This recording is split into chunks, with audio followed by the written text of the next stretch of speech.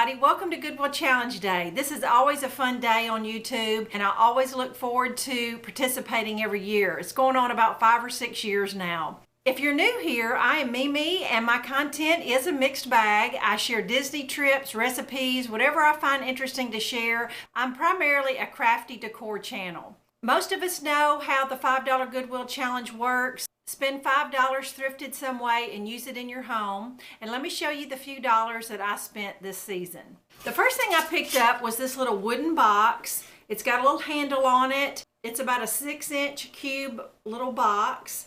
The next thing I picked up, I shared last week in a thrift haul, a little gallon baggie of some little copper vintage looking cookie cutters.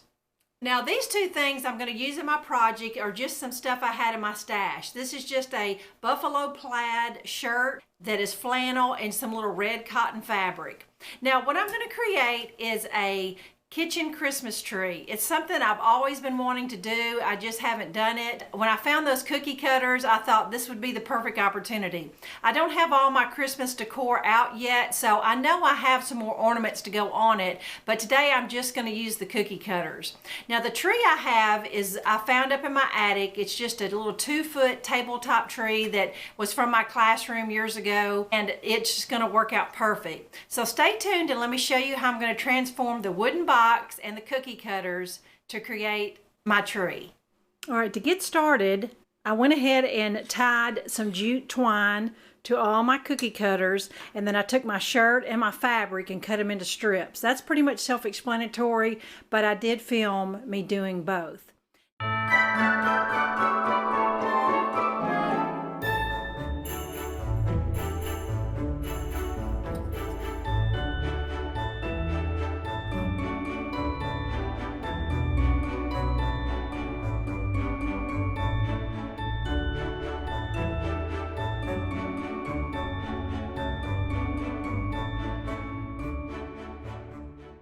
All right, here's my sad little tree that I found in my attic. I'm going to take off all the little miniature ornaments and beads, and then it's got a great little star at the top. I'm going to try to distress it a little bit so it's not so gold and shiny. But I'm going to straighten it out and fluff it up.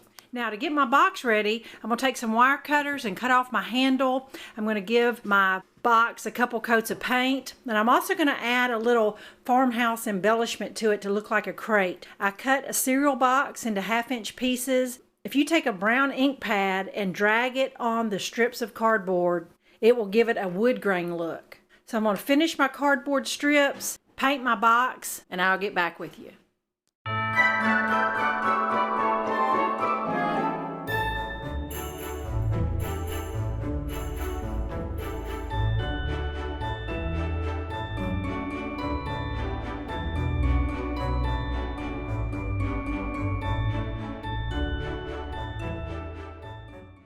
All right, I have my crate done now, and I'm going to find something to sit in the box to set the tree on, just to raise the tree out of the box just a little bit. I'm going to decorate my tree, and then I'll be ready to show you.